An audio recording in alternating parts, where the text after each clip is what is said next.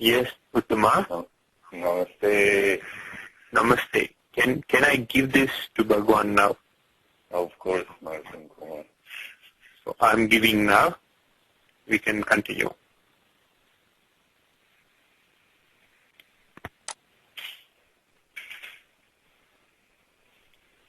Hello. Bhagavan, namaste. Uttama, could you ask me the questions? Yes, Bhagavan. First question, Bhagavan, is everybody would like to know if you could share with us what your vision of oneness is for the next few years. Yes. As everybody is very eager and ready to help manifest this vision, what is the best way for everyone to help you at this time? Yes. First of all, I would like to express my love and gratitude to all of you. The vision and the plan is this. What is most important for us is 2012 and the blessing. And of course, the teachings too. Now, the first thing we would like to do in 2010 is the following.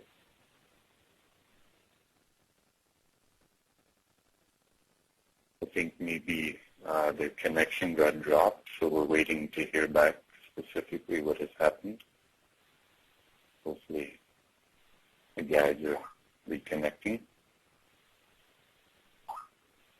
We definitely apologize to everyone for the technical difficulties.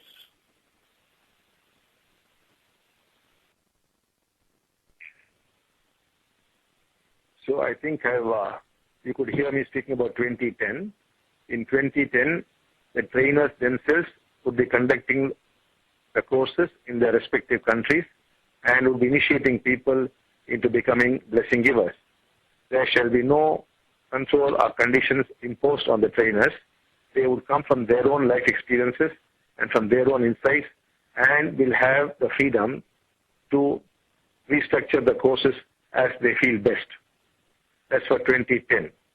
2011, the courses could still continue, but then the blessing givers themselves would be in a position to initiate others into becoming blessing givers.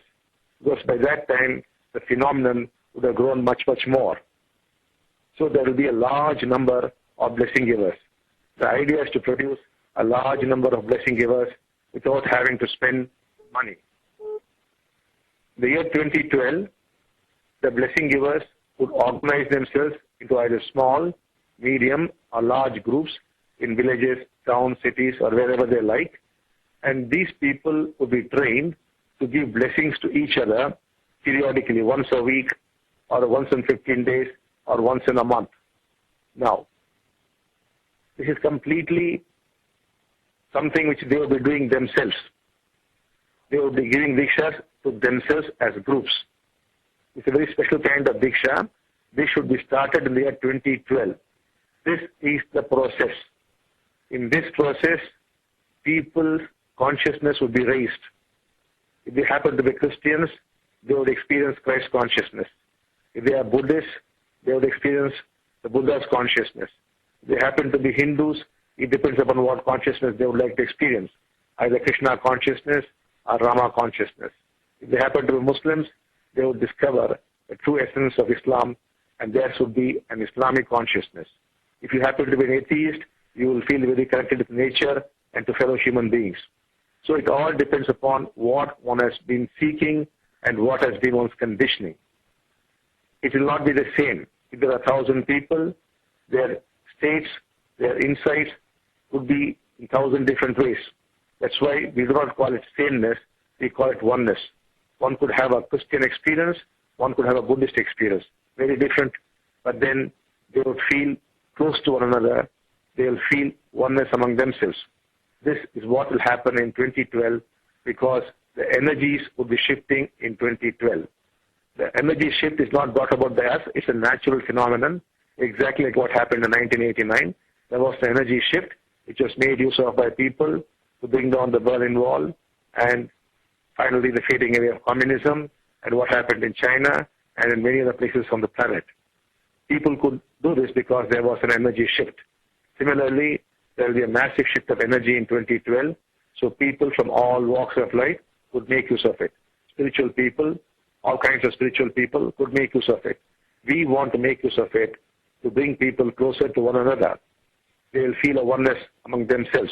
They will not only feel a oneness inside, but a oneness with fellow human beings and nature and animals and the whole earth itself. So this is the process for 2012. We have to get geared up for this process, which means the phenomenon which began in 1989, which has been called either the Amma Bhagavan phenomenon or the oneness phenomenon, must be completely free. It should not be controlled by either courses or by charges. As long as these two chains are there, the phenomenon is being controlled, it is not being let loose. Unless it is let loose, it will not be able to achieve what it is meant to achieve. It should not be and cannot be held back anymore. You have got to cooperate with me in this. Basically, the trainers must become people who will be initiating others into becoming blessing givers, and in 2011, the blessing givers initiating others into becoming blessing givers, and in 2012, forming the groups who will be giving the blessings to themselves and move on to the next higher level of consciousness. Most of today's problems are because of humanity functioning from a lower level of consciousness. As we start functioning from a higher level of consciousness, these problems should naturally disappear. And the house is on fire. We have no time to waste. This is where I need all your cooperation. We will hang around till 2013 or 14, helping you stabilize these things. And after March 2014, we would all like to vanish away from the scene. Our continued presence would make it into a cult, would distort oneness. Oneness is not a concept, it is not a word. It's a living experience in the hearts of people. We should continue to live in the hearts of people and may continue for generation after generation. This could happen only if we vanish from the scene. We should go back to our normal, simple, anonymous lives. That is what we intend to do in 2014. That was the answer for your first question. Uttama, could you go on to the second question? Yes, Bhagavan. Thank you so much, Bhagavan. Second question is, how can we deepen our states in the states of those around us and make it a permanent reality? To deepen your own states, you must start practicing awareness. You must start with simple physical things. Like, for example, every day in the morning, you brush your teeth. Now, this has become a habit. You must break the habit and become aware of the brushing against your teeth, your gums. Similarly, when you have your bath, it should not be a mechanical, habitual bath where your mind is going back to what happened yesterday or what's going to happen tomorrow. You should bring your awareness to every drop of water that is falling on your body, the sensations, whatever is happening must be fully experienced. Similarly, when you are eating, every morsel of food that is going in must be experienced, not mechanically eaten. If you're going for your morning walk, the movement of your body must be closely observed. The sensations of the wind beating against your body must be experienced. You must start with physical things which have become a habit. Having done this for 21 days, you should then move on to observing what's happening inside you. If you have done this with the physical things, then watching what's going on inside becomes very, very easy. With this awareness, you slowly discover your state is becoming permanent. And as to helping others, you must learn the art of listening. When people come to you with their suffering or with a problem, you must listen to them without a single comment, either verbally or internally. There should be no judgment, either as condemnation or as praise. They should be simply listened to with complete attention. Then as you listen, you might sometimes feel like touching the other person on the shoulder or holding his or her hands or just weeping with them. Just do this and the person will be helped enormously in moving into better states of consciousness. That is the answer for the second question. The third question, Uttama. Yes, Bhagavan. Thank you, Bhagavan.